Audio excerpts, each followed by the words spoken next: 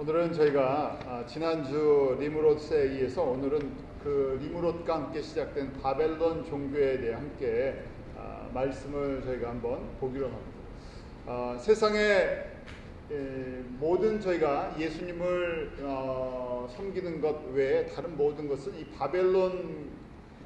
바벨론과 바벨론의 이 우상 숭배와 다 연결이 되어 있다, 그렇게 볼 수 있는 것입니다. 왜냐하면 요한계시록 18장에 보면 마지막 예수님이 다시 이 땅 가운데 오실 때 큰 성 바벨론이 무너졌다 하면서 우리가 살고 있는 이 땅에 그냥 단순한 나라가 무너진 것이 아니라 우리가 살고 있는 사람들이 영위하고 있는 누리고 있는 이 모든 사회와 경제와 종교와 정치 모든 시스템이 한순간에 다 무너지는 것을 보게 됩니다. 사람들이 만들어 놓은 이 시스템이라고 그러죠. 우리가 살아가는 데 필요한 법규나 정치나 경제나 종교 이 모든 것이 결국 최초의 이 제국을 누렸던 이 바벨론, 또 바벨론의 그 왕이었던 리므롯에 의해서 만들어진 이 종교 시스템이 이 모든 것을 다 다스리고 영향력을 갖고 있다는 것을 알게 됩니다.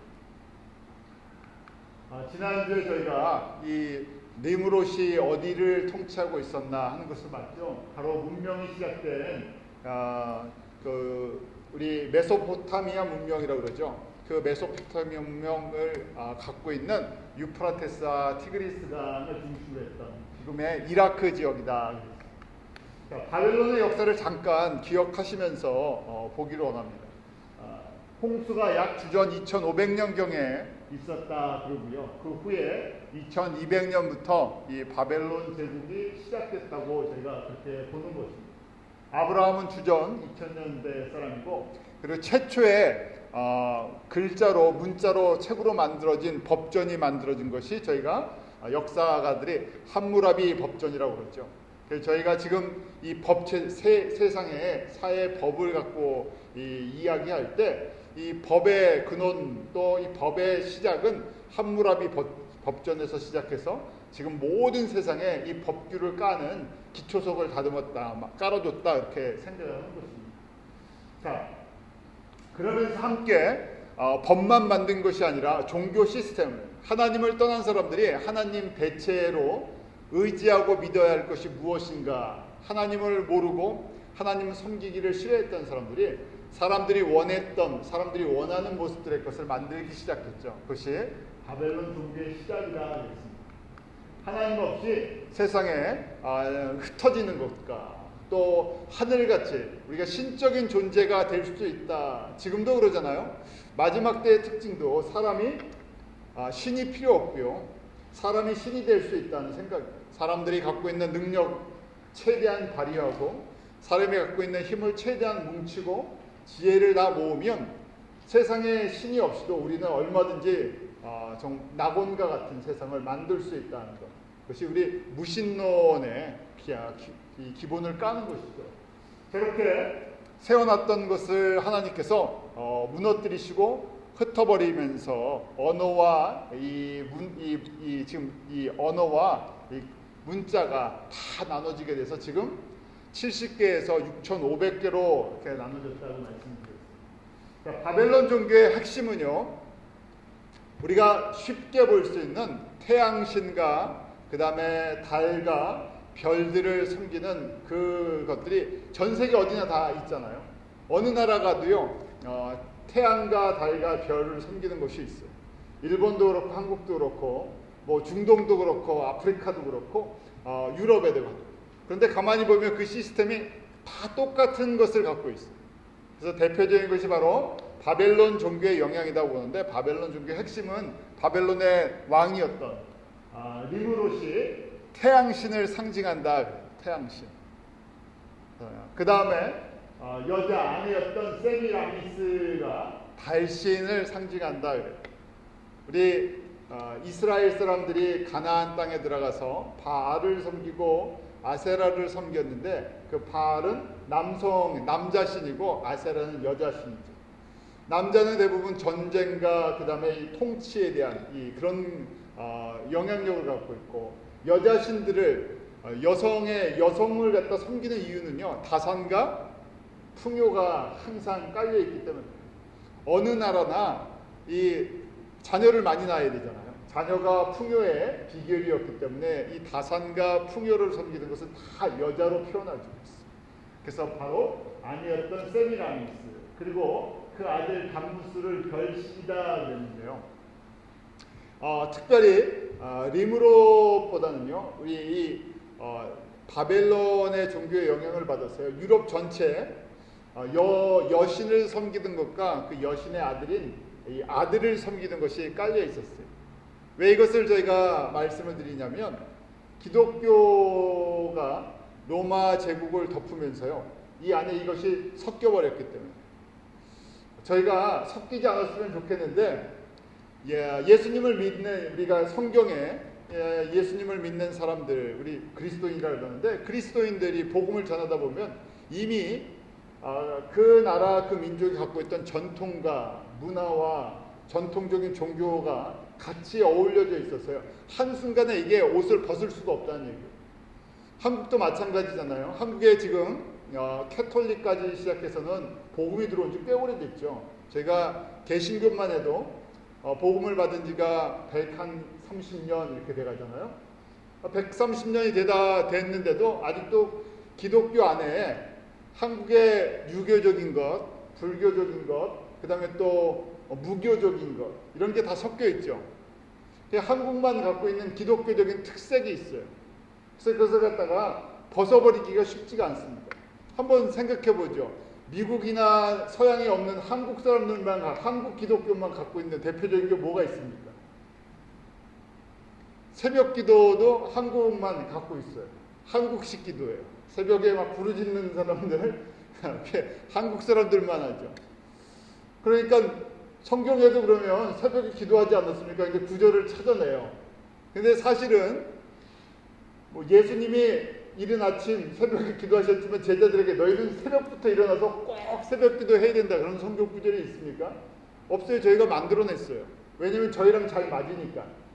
어떤 면에서 우리랑 잘 맞습니까? 예수님 우리가 기독교가 한국에 들어오기 전부터 우리는 새벽에 기도하는 모습이 있었어요? 없었어요? 있었죠. 새벽에 뭐 했습니까? 어머니들이요. 치성 이 새벽 일찍 일어나서 정한수를 떠놓고 치성을 올리면 뭐가 감동을 받아요? 하늘이 감동을 받는다 뭐 그랬었어요. 그러니까 저희가 이게 보세요. 저희가 예수님을 알지 못하고 하나님을 알지 못하는데 이 하늘이 무슨 큰 권세를 갖고 있다. 태양과 하늘이 큰 권세를 갖고 있다고 생각을 했어요. 그러니까 하늘을 감동시키는 방법 중에 하나가 새벽에 일찍 일어나서 이 정성을 쏟아야 된다고 생각했어요. 근데 그걸 갖다 갑자기 없앨 수가 없는 거예요. 한국 사람이 오랫동안 이게 몸에 젖어 있으니까. 그러니까 이걸 갖다가 이제 예수님을 전해주다 보니까 이걸 바꾸기가 쉽지 않으니까 어떻게 했어요?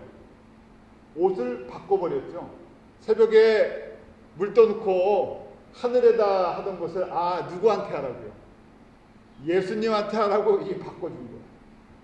한국적인 거랑 한국적인 문화와 한국적인 어떤 우상 숭배를 갖다가 기독교적으로 좀 이렇게 옷을 좀 바꿔줬어요. 그런데 이것이 이제 시간이 지나면서요, 이 계속 유지된다고 볼 수는 없어요. 왜냐하면 문화는 옷은 항상 바뀌기 때문에 점점 그런 문화들이 이제 약해지죠. 또 한국 그 기독교만 갖고 있는 특징이 또 뭐 하나 있습니다. 산기도예요. 산기도. 한국 사람들은 기도하려고 그러면요, 한국에서부터 산을 가서 기도를 했어요. 산기도.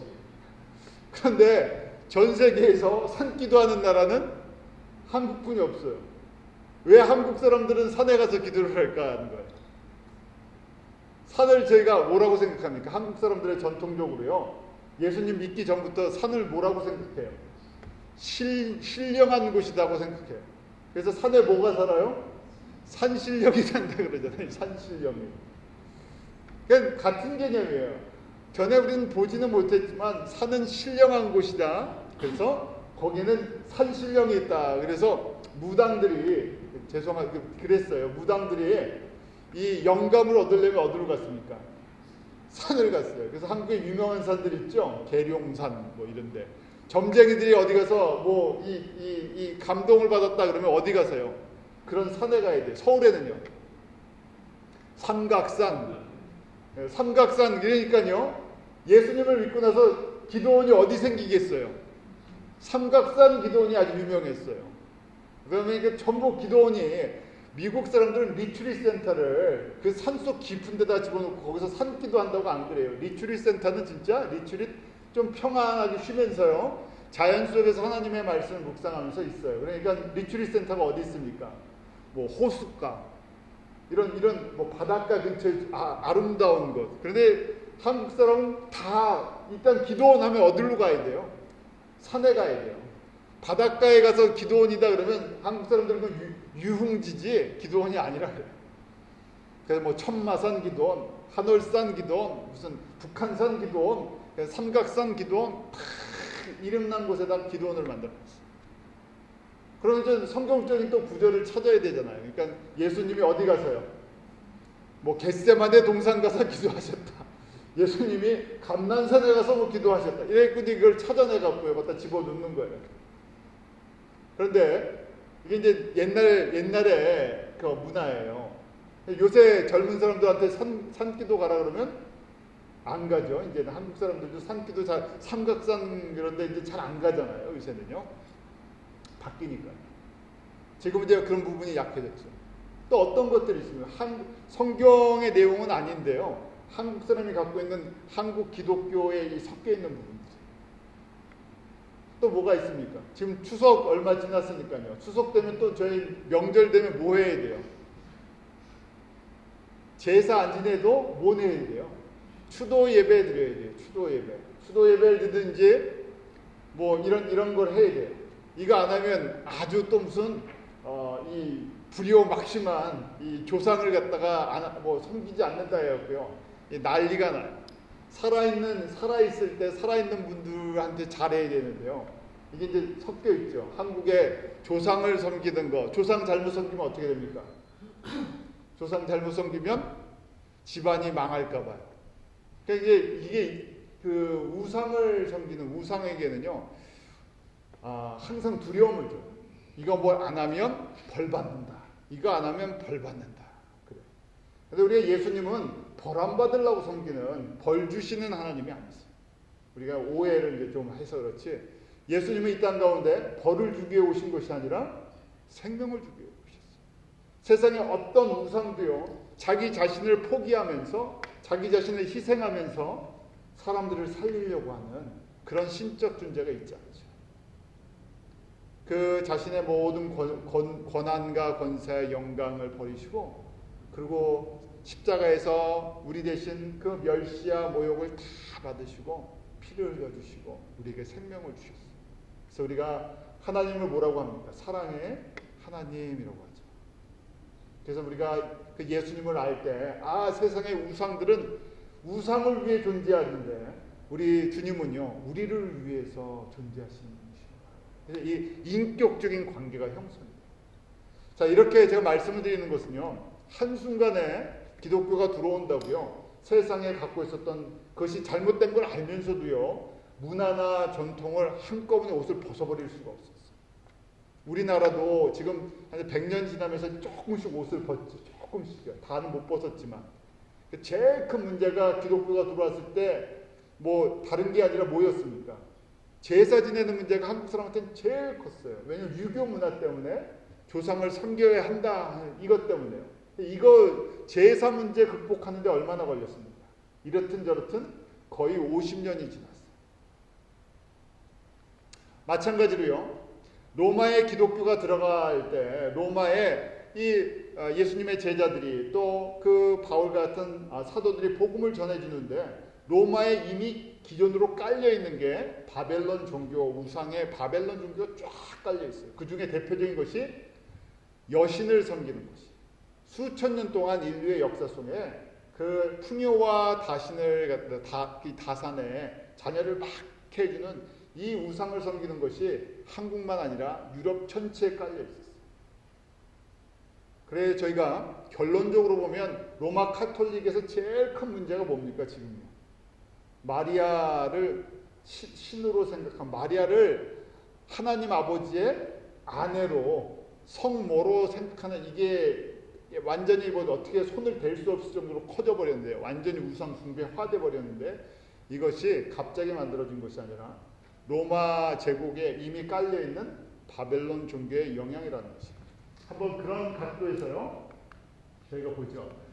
이것이 이제 고대 지금 바벨론의 이쪽 오른쪽에 있는 남자가 저희가 니무롯이고 이쪽에 여자의 머리에 뭐가 있습니까?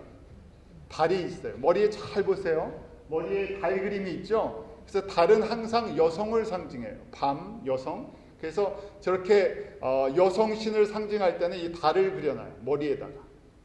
지금 마리아 저희가 박물관이나 마리아 석상에도 보면 달 모양을 그려놔요. 초생달을. 그것이 여성의 여신을 상징하기 때문에. 자, 그 다음에 그 밑에 아기는 담무스예요. 그러니까 지금 여신과 이 아들을 딱 하니까 뭐가 만들어집니까? 캐톨릭의 성모 마리아와 아기 예수예요. 그러니까 저희랑 똑같은 거예요. 이게 로마 시대뿐만이 아니라 바벨론 시대부터 지금 쭉 계속해서 유럽 전체에 무슨 사상이 있다고요? 여신과 그 아기를 숭배하는 달신과 별신, 여신과 아들을 숭배하는 것이 이미 쫙 깔려 있는데 복음을 전하면서 기독교를 전하면서 어떻게 사람들이 좀 거부감을 안 받고 전해줄 수 있을까? 근데 뭐가 맞아요? 예수님의 어머니와 예수님 아기 예수 그 성탄절 모습이죠. 그 그림을 갖다 사람들에 주면 어떻게 생각한다고요?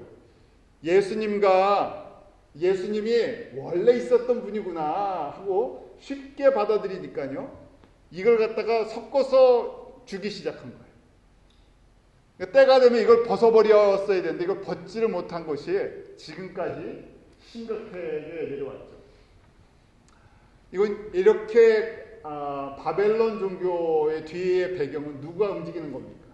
마귀는요. 이 짝퉁의 대가예요. 가짜. 항상 비슷하게 만들어내요. 세상에 있는 종교의 모습과 예수님 섬기는 것을 섞어요. 섞이는 게 굉장히 위험한데요. 저희는 본질적으로 섞인 데서 살다 보니까 이 섞어야 어떻게 좀 편해져요. 너무 섞다 보니까 변질이 돼버리죠. 자꾸만 변질되는 거죠. 바벨론 종교가 세계에 어떻게 영향을 주고 어떻게 발전했냐. 중국에 보면요. 중국의 고대부터 싱모라는 숭배 사상이 있었어요. 싱모가 이제 중국말로는 싱무라고 하는데 뭐냐면 한자로 성모예요. 성모인데 이게 거룩한 어머니다, 홀리 마더 이런 거예요. 거룩한 어머니 해갖고 아기를 안고 있는. 이 예수님 때문에 캐톨릭 때문에 생긴 게 아니라요. 이 캐톨릭이 들어오기 전에 기독교가 들어오기 전에 중국의 고대부터 이런 성모 사상이 있었다는 거예요. 아기를 낳게 하는 아기를 낳는 이 신적 존재에 대한 표현들이 있었어요. 그 다음에 독일에 보면요. 기독교가 들어오기 전 독일이에요. 거기에 보면 여신이 있는데 헤르타라는 거예요. 헤르타 또는 너르더스라는 건데 그렇게 여신의 모습이 이렇게 있었어요. 이 모습이 이제 독일의 이 여신의 모습이에요. 또 북유럽 스웨덴은요 이 여신을 디사라고 불렀어요. 디사. 자, 그 다음에 인도는 신도 무지하게 많죠. 다 거기는 모든 신들을 다 모아놨어요. 기분 별로 안 좋으시죠? 이렇게 보면 이제 항상 이런 색깔로 보면. 제가 한번 네팔 갔을 때 네팔에 가면 힌두교 사원도 있고 불교 사원도 있어요. 가면 지저분하고요. 벽에다 온갖 것들을 그려놨는데 이런 것들이에요. 뭐 이렇게 그 여성의 모습, 아기의 모습, 별의별 모습이 있는데 그 중에 하나가 지금 인드라니라는 것이 인드라니가 뭐냐면 퀸 오브 인드라가 인도의 남성 신인데요. 그 부인이다 하는 거예요. 그러니까 여신 이런 건데요. 거기를 갖다가 샤치 이렇게 하는데 가만히 보세요. 잘 보이십니까? 그 팔에 또 뭐가 있어요? 아기가 하나 앉아져 있죠. 그러니까 저게 이제 어머니 신이라는 얘기예요. 어머니 여성 신 중에서 특히 이제 어머니 신 이렇게 할 때 이 인드라의 부인이다. 그래고 저게 딱 있어요. 저걸 보면서 이제 한국의 불교의 그 모습들도 그 안에 있죠.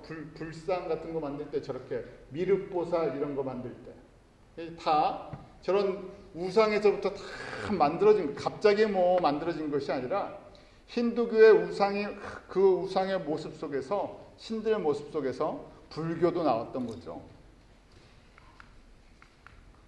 자, 그리스에는요, 우리 헬라다 그러죠. 그리스의 대표적인 신이 아데미예요.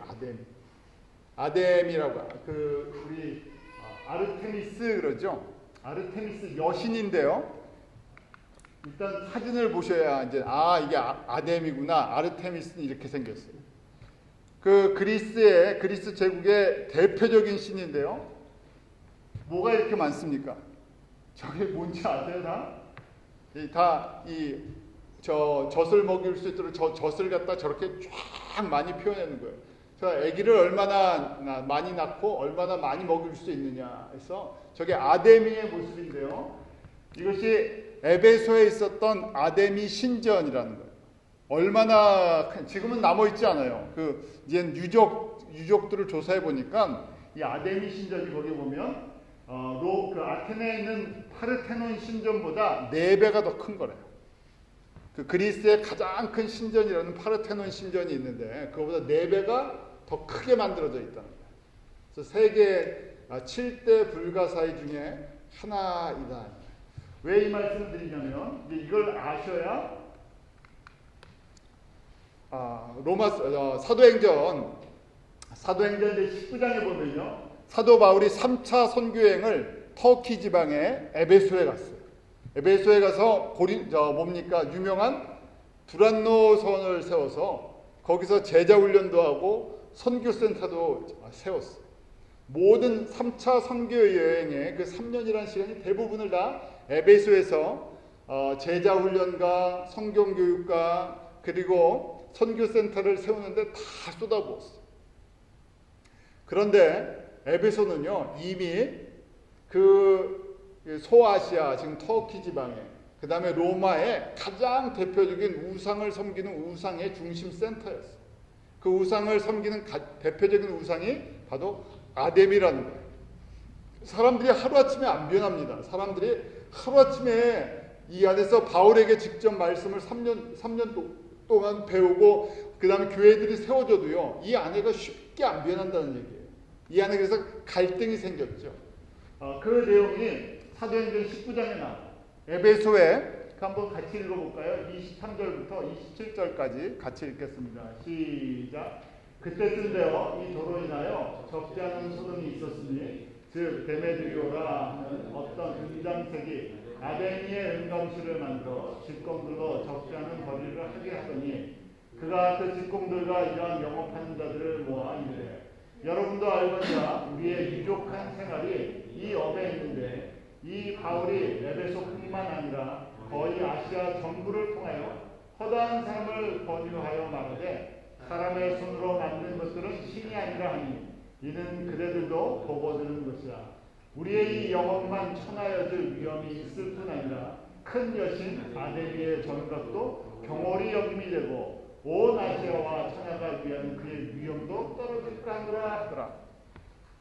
데메드리오라는 사람이 뭐 하는 사람입니까? 아데미 그 우상을 만들어서 살던 사람들. 얼마나 이 영향력이 컸냐면 에베소의 주 산업이었던 겁니다. 이 우상을 섬기는 것과 이 우상의 제단의 주변에 일어나는 많은 일들로 에베소 사람들이 풍요롭게 살았다는 얘기예요.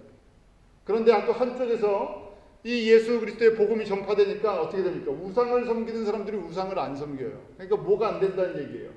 현실적으로요. 돈벌이가 안 된다는 얘기예요. 이러다 우리 뭐 하겠다고요? 망하겠다 하는 거예요. 그러니까 이 데메드리오가 사람들을 부추기는 거죠. 에베소에서 가장 강력한 신이 가장 강력한 것이 무엇이냐? 우리 큰 아데미인데 이 아데미를 무너뜨리려고 저 이상한 사람들이 한다는 거예요. 어떻게 해야 되겠어요? 바울과 이 예수 믿는 사람들을 죽이든지 쫓아내든지 해야지, 그렇지 않으면 당장 우리 밥줄 끊어지게 생겼다는 거예요. 이렇게 지금 에베소에서 이 예수님을 믿는 사람들과 그 다음에 이 에베소의 그리스 전체에 이 아데미 아르테미스라는 이 아데미를 숭배하는 이것이 아주 강했는데 이게 부닥치는 모습. 그래서 저희가 알 수 있는 것처럼 28절에 보면 저희가 이 말을 듣고 분이 가득하여 외쳐가로되 크다 에베소 사람이 아데미야. 에베소 하면요 로마 제국의 4대 도시 중에 하나예요. 그만큼 큰 도시인데요. 에베소 하면 뭐라고요? 아데미라는 얘기예요. 사람들이 대한민국 이렇게 탁 나오는 것처럼, 그러면 저기는 에베소 하면 뭐가 나온다고요? 아데미 하고 당연히 나오는 거예요. 그만큼 영향력이 있었기 때문에.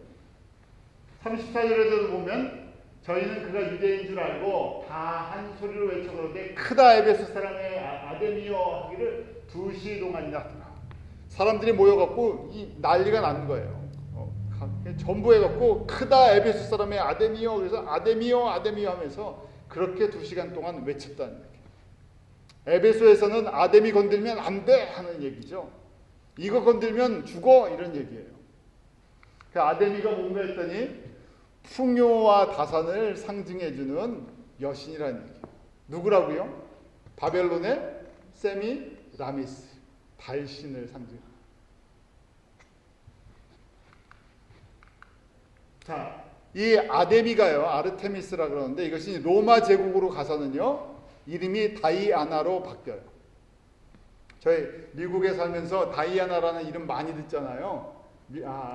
그 영어로 이름 져줄 때 많이 쓰는 이름들이 있잖아요. 뭐 그레이스도 많이 쓰고, 그다음에 에스더, 또 뭐 사라, 그 중에 또 하나가 다이아나인데, 다이아나는 실제적으로는 이 이름의 뜻은 이 지금 아데미라는 풍요를 상징하는 우상의 신의 이름이 로마 사람들은 라틴어로 다이아나 하고 부른 거예요.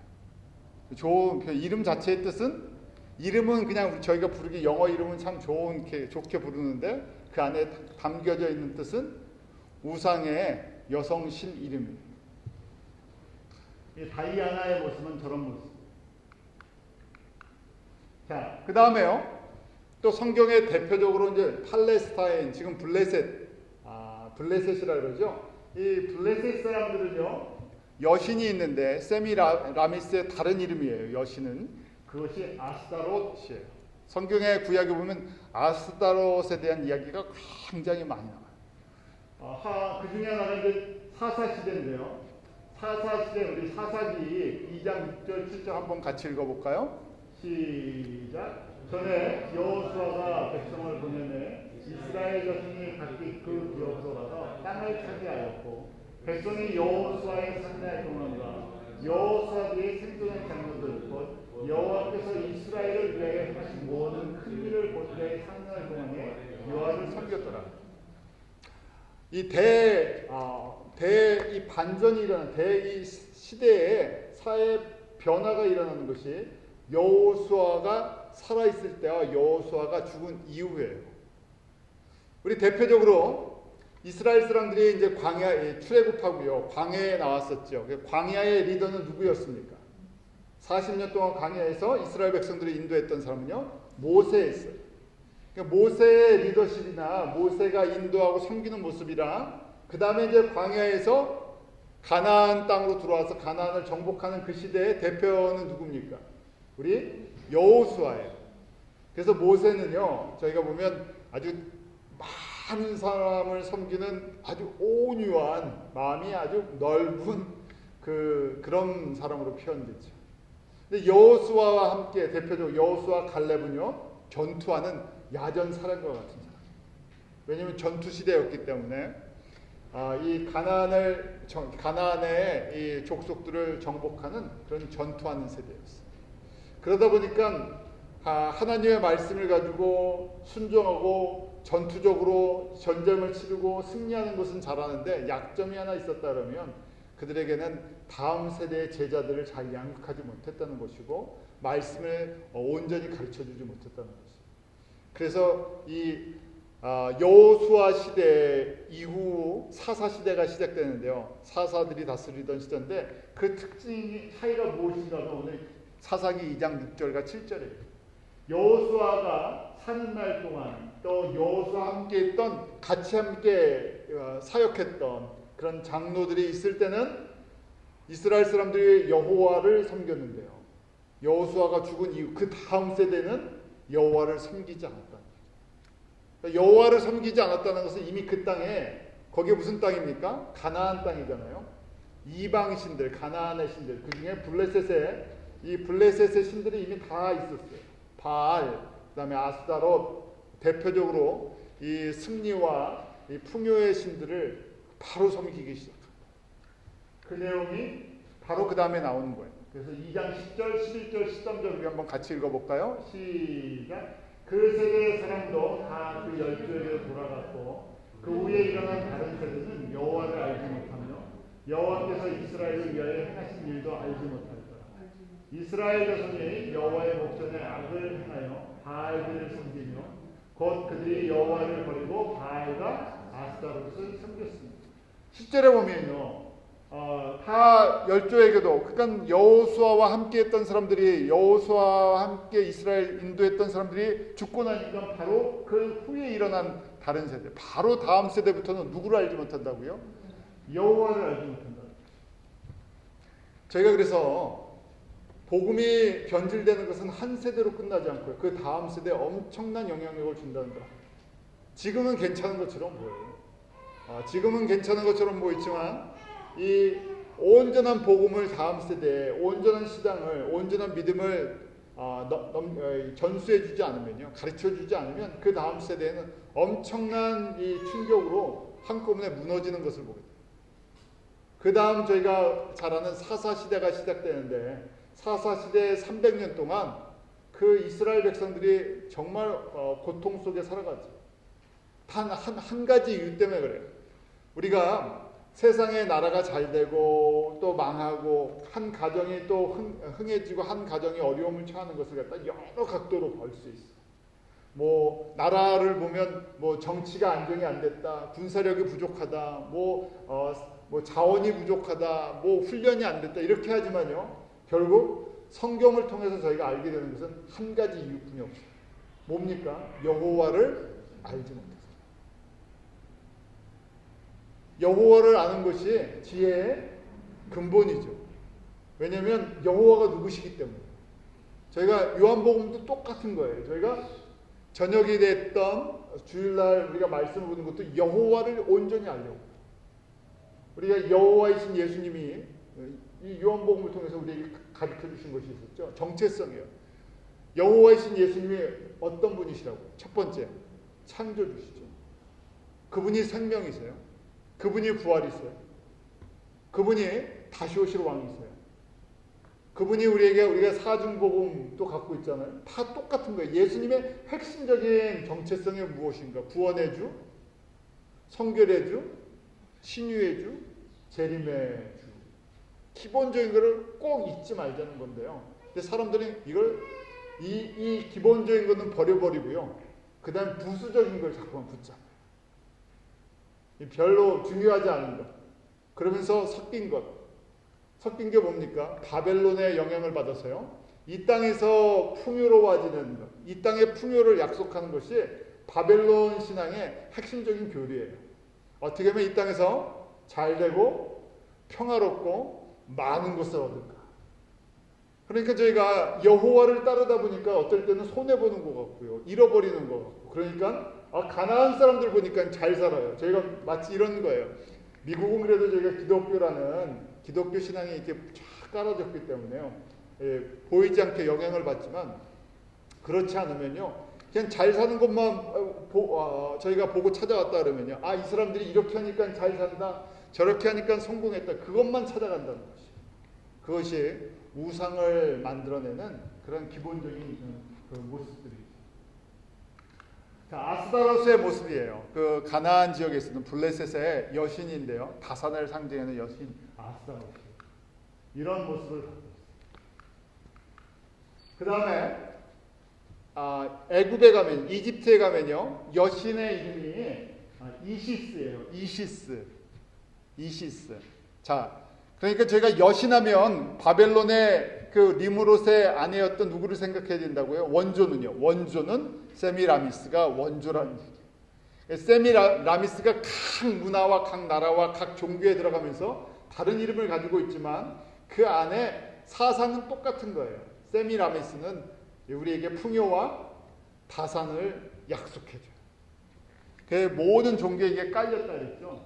그런데 이집트에 가면 이시스가 여신이고요. 그 다음에 머리에 뭐가 있어요 또? 초생달이 있어요. 그 달신이라는 얘기예요. 그러면서 이 이시스가 아들을 안고 젖을 먹이는, 아들을 안고 있는 모습이 있어요. 그래서 그 아들신이 이집트에 가면, 애굽에 가면 뭐라고 부르냐? 호루스라고 불러요. 호루스. 저희가 이걸 보고 나면 카톨릭의 성모와 아기의 모습은 그게 기독교적인 모습이라고요? 기독교의 모습이 아니라는 얘기를 알 수가 있어요. 바벨론의 모습이었구나. 그런데 사람들이 예수라는 걸 알지 잘 못하니까 이런 그 과거에 이 깔려있던 것을 갖다가 도구로 전달을 해주다 보니까 진짜는 잊어버리고요. 도구가 본질이 돼버렸다. 저희도 신앙에 마찬가지예요. 신앙생활을 하다 보면요. 형식이 진짜가 돼버리고요. 내용을 잃어버린다고 했어요. 자, 한국적으로 보면 새벽 기도가 나쁩니까? 좋습니까? 좋을 수도 있어요. 그런데 그건 형식이라는 거예요. 새벽에만 꼭 기도해야 한다는 것이 아니고요. 기도 하나님과 나와의 교제의 시간, 영적인 호흡을 하는 것이죠. 그래서 저희는 성경에 보면 언제 기도하라고 되어 있어요. 새벽에만 기도해라. 새벽에 기도해야 하나님이 응답하신다 그렇게 되어 있습니까? 아니요. 쉬지 말고 기도하라고 되어 있어요. 근데 저희가 어떻게 쉬지 않고 기도만 합니까? 그 얘기는 뭡니까? 우리가 하나님과 이 깊은 인격적인 교제를 하면서 아버지의 뜻을 이해하고 확인해 나가는, 아버지가 누구신지를 인식하고야 창조의 목적을 위해 살아가는 것. 그걸 놓치지 말고 항상 기억하라는 거예요. 근데 그걸 도와주시는 분이 누구세요? 성령님이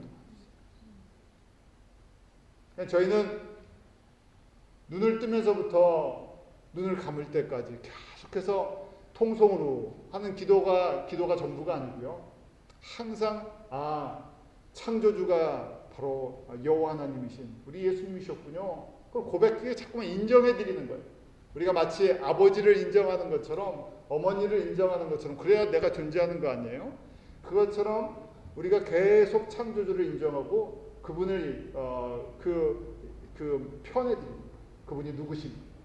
그래서 내가 이 땅에 살아가는 목적이 무엇인지, 왜 하나님이 나를 그 아들 예수 그리스도를 통해서 나를 구원하셨는지, 그걸 가끔 점검하는 거예요. 그래야 내가 무엇을 위해 살아야지, 어디에 가서 어디에서 무엇을 하든지 창조주의 목적이 뭔지를 잊지 않고 있는 것, 이게 기도죠. 그런데 저희는 점점 시간이 지나면서요, 어떻게 됐습니까? 기도의 형식은 갖추고 있는데요, 내용은 무슨 내용을 갖고 기도를 해요? 전부 바벨론 종교 사람들, 세상 사람들이 갖고 있는 그 내용을 갖고 자꾸만 기도를 합니다.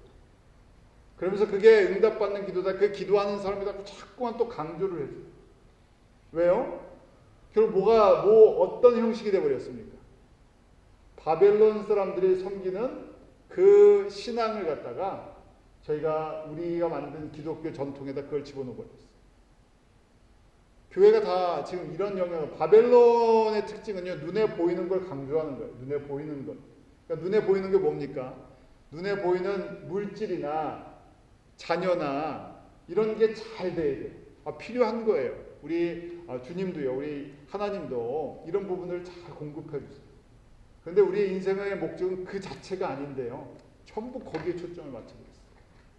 교회도요, 그래서 세속화되었다, 그 다음에 바벨론화되어 있었다 하는 것, 마지막 때가 되면 사람들이 점점 이렇게 됐는데요, 본질이 아닌 거에 사람들이 더 관심이 있다 보니까요. 만들어내는 제품 자체가 교회에서 제공해주는 모든 서비스나 교회에서 제공하는 예배나 말씀이나 전부 초점이 이 땅에서의 사람들이 그 누릴 수 있는 바벨론 종교가 약속하는 것들을 자꾸만 약속해준다는 거예요.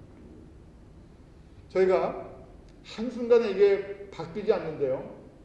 그렇다고 그냥 세상의 물결대로 가면요. 이제 저희는 거기서 헤어나지 못하는 거죠. 교회를 한번 생각해 보시면 돼요. 성경의 내용을 가만히 보다 보면요. 우리 교회의 시작은 어디서부터 봅니까? 신약교회의 시작은요. 사도행전이에요. 사도행전 말씀을 몇 번 저희가 주일날 반복을 했어요.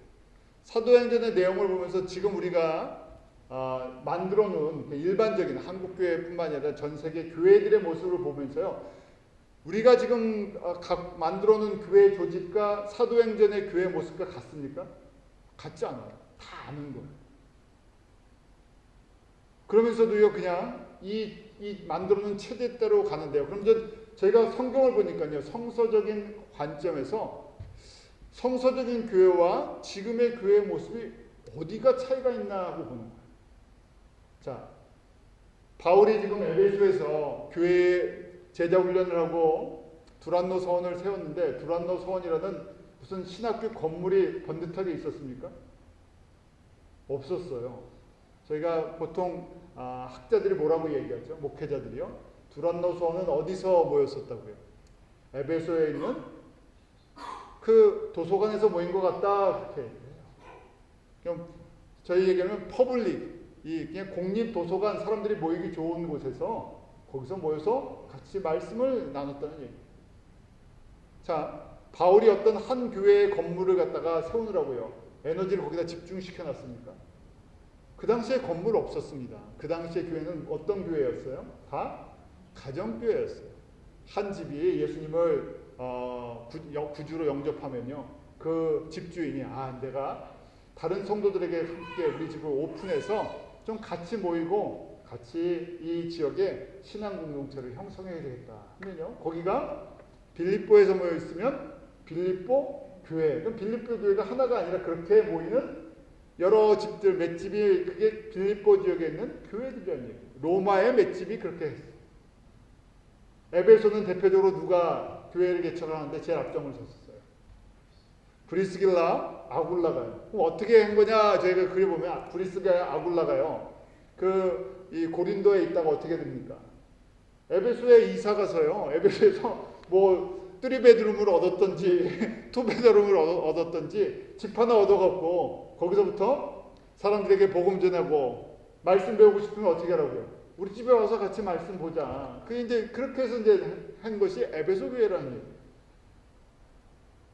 그런데 로마 카톨릭이 세워진 590년 이후부터는요, 이 땅에 보이는 이 건물, 성도 수, 이런 게 강조가 됐어요. 왜냐하면 힘이 모여지고 돈이 모아지니까.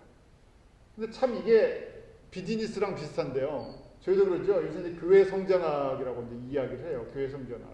교회 성장학을 이야기할 때 첫 번째 뭐가 중요합니까? 로케이션. 사람들이 쉽게 올 수 있는 곳이냐. 그 다음에 뭐 한국에서 벌써 오래됐죠. 교회 개척하려면 뭘 갖추고 시작해야 된다 그래요. 건물이 있어야 된다고 얘기해요. 이왕이면. 괜히 뭐 상가 어디 꼭대기 빌리면요. 사람들 안 온다 그러죠. 내 건물 있어야 된다. 무슨 개념이에요? 전부 마케팅 개념이에요. 마케팅 개념은 어느 개념입니까? 바벨론 이 종교의 개념이죠. 성경의 개념이 아니에요. 저희가 그렇게 이미 다 옷을 다 그렇게 입어버렸어요. 그래서 어떻게든지 교회 성장이 사람이 많이 모이는 것, 사람이 자꾸 많이 모인다면 그 다음 뭐합니까? 교회 건물 세우는 것. 그러면 뭐라고 해요? 교회 성장했다. 할렐루야! 우리 교회가 이렇게 성장했습니다. 그래갖고 사람들이 좋아해요. 그런데 그런 것도 필요하죠. 사람들이 모이고 건물도 필요. 그런데 그게 뭐라고요? 그거는 하나의 그냥 도구에 지나시는데요. 도구가 형식이 본질이 되었고요. 본질이 뭡니까? 예수 그리스도의 십자가의 복음이 우리에게만 전달되는 것이야. 내가 받았으니까 전달해 줘야 돼요. 그러니까 예수 그리스도의 복음이 맥시멈 증거될 수 있도록 저희가 맞춰서 그때마다 옷을 갈아입는 거예요. 옷을 너무 화려하게 입으면 어떻게 됩니까? 뛸 수가 없어요. 저희가 교회가 지금 이 교회가 바벨론식 종교가 됐다는 게 제가 처음에 보여드린 것처럼요. 이거는 움직이지 못하는데 이렇게 만들어 놓으면 움직일 수 있습니까? 아니요. 대신 이렇게 하면요. 뭐가 있습니까? 사람들이 모여들어요. 파워를 보고 저기에 영향력을 보고 야 저기 뭐가 있다. 아 저기 가면 뭐가 있다 하고 사람들이 모여들어요. 지금 현대교회가 이렇게 만들어 놓죠. 현대교회가 이렇게 만들어 놔야 사람들이 와요. 좋은 곳에다 저렇게 만들어 놔야 아 저기는 뭐가 있구나. 저기 가야 뭘 얻을 수 있구나. 하고 사람들이 자꾸만 모이죠. 근데 저희가 보면요. 거의 모든 기독교 안에 바벨론화되어 있는 모습을 저희가 성경을 이제 보면서 알게 돼요. 누구 하나의 잘못이 아니고 이걸 한 사람이 이걸 깨부셔야자 이거 깨부실 수가 있는 문제가 아니라는 거예요. 어떤 의미로 보면 하나님께서 이런 부분들을 그냥 허락해 놓으셨어요. 놔두셨어요. 이거 하는 사람은 그거 하라는 거예요. 왜냐하면 우리 안에 어떤 본질이 있기 때문에. 바벨론 종교를 섬겼던 원래 우리가 우상을 섬겼던 모습이 있고 우상화되어 있는 이 안에 살면서 이 세상을 추구하는 모습들이 우리에게 있기 때문에 이걸 한순간에 버릴 수가 없어서요. 특별히 이제 주님께서 은혜를 주는 사람들이 뭐냐면 말씀을 통해서 성경을 보니까 그게 아닌데요 하는 걸 눈뜨기 시작합니다. 주님의 말씀은 그게 아닌데요. 주님의 이 성경 말씀의 핵심은 누구세요? 예수님이시군요. 이 전부 예수님에 대한 말씀이군요. 예수님이 생명이시고 부활이시고 구원이시고 우리의 능력이시고 우리의 권세시고 다시 오실 영원한 왕이시고 우리의 땅 우리의 집은 여기다가 저렇게 짓는 게 아니라 하나님 나라 우리 새하늘과 새 땅에 있군요 하고 눈을 바꿔버리는 거예요. 대부분의 사람들이 이게 눈이 잘 안 바뀐다는 얘기예요. 요한계시록 저희가 2장 3장 보면서 교회 7가지 아시아 교회 7가지 모습이 있었죠. 그 중에 대표적인 요새 교회가 어떤 교회였습니까? 우리 7번째 교회였었죠. 거기 보면 눈에 안약을 넣고 좀 보게 하라 그러잖아요. 못 보니까.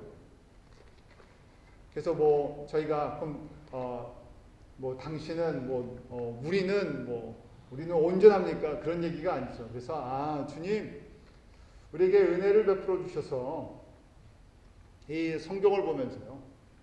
예수님을 볼 수 있고 그 다음에 우리가 이 말씀을 보면서 지금 말씀을 배우는 이유 중에 하나가 바벨론의 영향이 이렇게 쭉 언제부터요? 주전 2200년부터 지금까지니까 약 한 4200년, 4300년 이렇게 깊게 아주 뿌리 깊게 퍼져 있군요. 그래서 우리가 예수님 안에서 좀 순전해질 수 있도록 은혜를 좀 베풀어 주셔서 우리 눈에 이거 보지 말라고 해도 이게 너무 잘 보이는데 보이는데 넣었는데 더 이상 관심 갖지 말고 내가 보이지 않는 하나님의 나라와 그 예수 그리스도에게 내 마음이 좀 가게 해주십시오. 그래야 저희가 주님을 위해서 진짜 주님이 원하시는 그 온전한 좀 믿음을 좀 가져보지 않겠습니까? 주님께서 그러한 사람들을 저희가 성경을 보면 사랑하시는 걸 알겠습니다.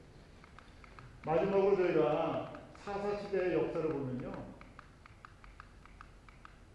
사사시대의 특징은 이 서클 안에 다 들어가 있어요. 사사시대의 특징은요. 왕이 없었다 그랬죠. 왕이 없으므로 사람들이 각자 보기에 좋은 대로 행했어요. 예수님이 있는데요. 예수님이 안 보이니까 각자 자기 믿고 싶은 신을 갖다 믿으면서 누구의 이름을 불렀겠어요? 하나님의 이름을 부르면서 속은 다 딴 거란 얘기. 그래서 우상 숭배가 가득해버렸어요. 여호와를 알지 못하던 시대죠. 그러니까 우상 숭배를 많이 하니까 하나님께서 어떻게 하십니까? 주변에 이방 나라들을 통해서요. 이스라엘 민족을 공격하게 해요. 블레셋을 통해서 미디안을 통해서 옆에 아멜렉 족속을 통해서 계속 공격을 받아요. 공격을 받으면 어떻게 합니까? 그 안에 그동안 쌓았던 농산물 그 모았던 재산 다 뺏겨요. 그러면서 통곡하면서 울어요. 힘들어갖고 살려주세요. 그러면서 우리를 구원해 주세요. 그러니까 그때부터 뭐가 일어납니까? 회개 운동. 우리가 잘못했다 그럽니다. 우리가 잘못했어요. 뭘 잘못했다고요? 여호와 하나님을 버리고 다른 우상을 섬겼던 거 잘못했습니다. 용서해 주세요. 이번만 구원해 주세요. 그럼 다시는 안 그러겠습니다. 그러면 하나님께서 어떻게 하세요? 그러면 회개하는 거 보고 사사를 하나 보내주세요. 삼손이나 기드온이나 누구 한 사람을 탁 세워서요. 미디안도 물러나게 하고 블레셋도 이기게 하고 탁 그래요. 그러면 이제 또 한 3, 40년 또 평화시대예요. 또 살만해요. 그러면 뭘 또 합니까? 또 우상을 섬기기 시작해요. 이걸 400년을 했는데 아무리 뛰어난 사사가 있어도 이게 해결이 돼요? 해결이 안 돼요. 그러다가 다윗이 진짜 하나님 마음에 합한 사람, 우상을 섬기지 않았던 사람이죠. 여호와만 섬겼던 사람을 통해서 왕국을 단단하게 만들어 나가시는 걸 보여주세요. 그래서 저희가요, 이 흐름을 갖다가 우리 수준으로는 벗어날 수가 없다는 얘기예요. 이게 이스라엘 사람들 대부분이 저 똑같은 걸 반복했어요. 제가 사사 시대를 보면서 어휴 답답해. 저거 그만 좀 하지 않은데 300년, 400년은 저것만 했어요. 다람쥐 쳇바퀴 돌듯이. 저희도 마찬가지예요. 신앙의 은혜는요, 저거 다람쥐 쳇바퀴 도는 걸 우리가 깰 수가 없어요. 누가 도와주셔야 돼요? 사사도 안 되고요. 목사도 안 되고요. 다른 사람이 하는 게 아니라 누가요? 우리의 영원한 왕이신 예수님만이 우리에게 저기서 벗어나게 해주세요. 그러니까 저기서 벗어나는 비결 딱 한 가지예요. 누군만 섬기면 된다고요? 예수님만 사랑하면 돼요. 그럼 저기서 벗어나서 예수님이 다스리시는 다윗과 같이 그렇게 하나님의 나라를 비로소 체험하기 시작해요. 기업도 거기 있고 영광도 거기 있고. 저기를 벗어나는 방법은요, 여호와이신 예수님을 바라보는 건데 대부분의 유대인들은 저걸 못 벗어났어요. 저희가 지난주에도 보았죠.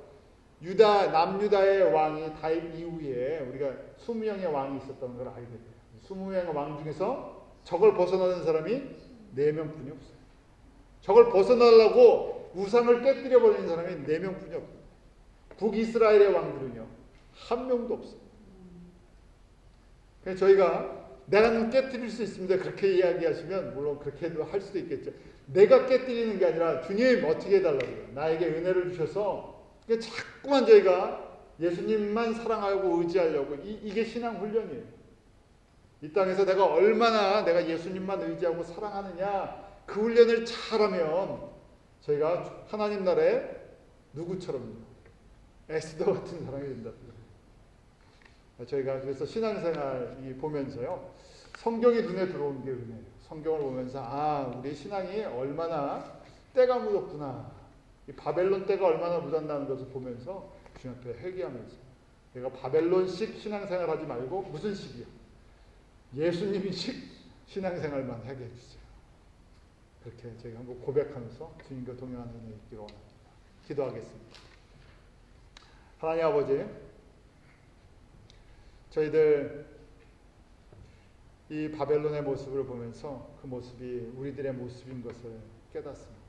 주님, 우리 안에 있는 이런 세상 바벨론 종교의 우상 숭배의 모습들, 예수 그리스도를 온전히 보게 하시고 예수 그리스도의 그 생명의 말씀에 순종함으로 우리가 세상에서 벗어나 하나님 나라를 섬기는 믿음의 길을 걷게 하여 주시옵소서. 성령님, 저희 한 사람 한 사람에게 크신 권능으로 임하여 주셔서 그 예수 그리스도가 누구신지를 분명히 보게 하시고 깨닫게 하시고 주님과 동행함으로 말미암아 우리에게 두 마음 품지 않고 오직 여호와이신 예수님만 사랑하고 섬길 수 있는 믿음의 길을 걸어갈 수 있도록 인도하여 주시옵소서. 예수님 이름으로 기도하옵나이다.